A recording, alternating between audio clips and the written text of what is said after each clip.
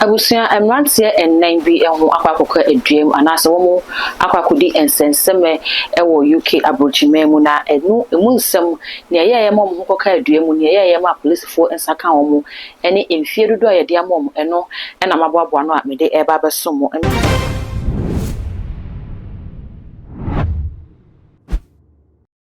Abusia emrantie ennan bi ho akwakoka aduam anase wo mo akwakodi ensenseme ewo UK abrochime mu na emu nsem ne yeye mo ho koka aduam ne yeye ma police fo ensaka wo mo ene emfie dodo a yede amom eno na maboaboa no a mede eba beso mo. Emrantie edin a ebeto edwa na ebeto edwa ne wo mo mfie a yede maaye ene se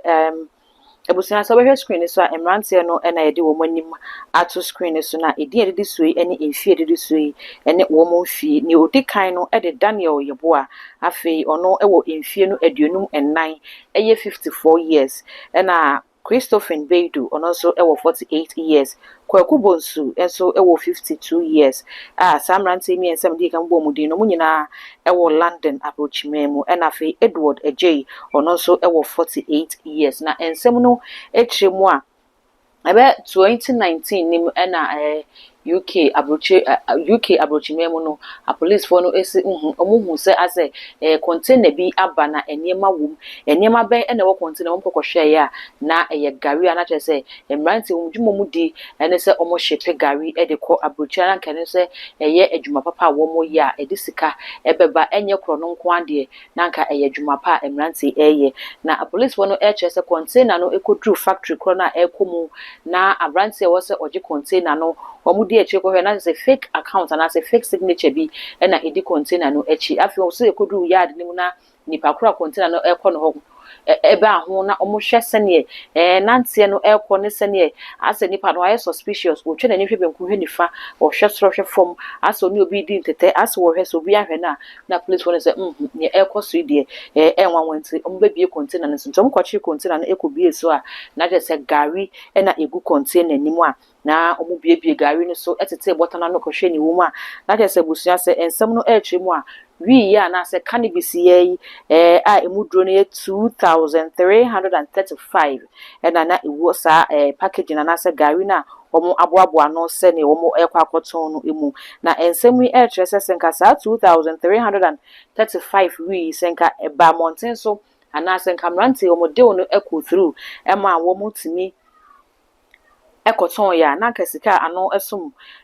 Europe sika no 4.3 million eno eni sika nkamranti ko omubedwure edi egu ombuto me kai wo se dwumadi Castoplanto technology na asomasene na mamede ebro Prophet Dr. Abednego obutu ensawom oreku na odisa Castoplanto technology no ababetudwa wotrese ade biara haw ewo sunsumu se aware na wo pe adwuma na wo hwehwe eba na wo pe na wonya uye bibia wo hu wano a or the spiritual and invisible hospital aba wotrese ofa ne number na wo screen as na ofre na emuntimu emwa bia wo hia sunsun from no obetimi aboaw ama wo so wetimi adon ama enije aba be ye wo de ebusia se me toamen sem no so police for no trese sene ensem no esikoy na omochi wo no obia enya emfie no maako edu mienu enya emfie du baako enya 5 years na baako so ka ho enya 3 years na ne onya 10 years mienu na enya 10 years nde sabia me no ka say womo de omo ho akanwura a police for no ehwehwe omo de denden ba say court na omkodi asem ni wie no mo judgment no ba abonten no na womo de omadwane nanso omo judgment no de egusu eda ho a etwen womo ase bebia na wani etwe obi so anase onimobia na afei wama police for aso artifice omofie ne de eda ho a etwen wo na wei na ensemu ebeto monten so na afei ekoye buye pa na amanfo edi hu komo ewo social media no so etrese ene na dodo na ukọ Ghana je amande wei ekoma aso mesima me ebi ha obi abaga na ha na okọ je amande wei ekoma obentema me je amande wei ekoma aso mesima me no ewo sesa abrade ni nyina ye na yehwe ne ye fi se unnim ne ode ama wo se fakọ ekoma obi ma na se fakọ na fakọ ye supply ema me ne ewom eba na say na se kubie so na enniema bia eye illegal ana eye ade bia enam mrakwan mu a wo a woje ade no so koe no wo ebetimi ahwe wo yie pa ebiem nso se abia na emrante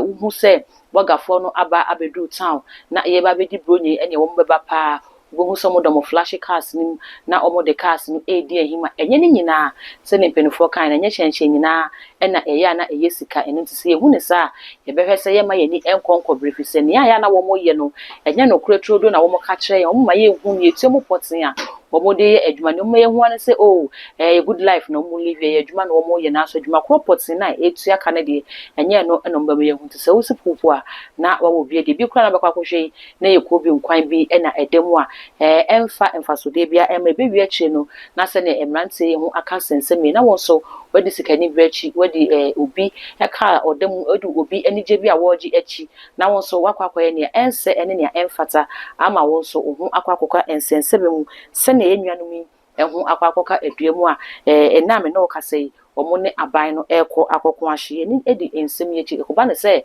mienu nso mo aka nwura na wo madwa no se yensa ekoka wo mo a ye de beba aba besumatiefo ama mo nso wahu ne eko mema refi ubegya wo comment e wo video no ase e de ama me wo wie ne sa na afi be mi subscribe button no so too much gh now the bell no aka ho sa no upload bi aba unsa ebetumi aka ebiem Castoplanto technology ana esom asene emame de sa dwumedi ebabesom Castoplanto spiritual and invisible hospital Prophet Dr. Abednego ubutu ensawom oreku akwakofa aba ode pai oje enifa hude ede amanyamema enu nti bibiara haw ewo sunsun musika ene intimate na wonsem obobra na unhu hwan upe bibi onsanka Fred Doctor na ene netwetwe enkomo emo bi wo no ubetimi ede ama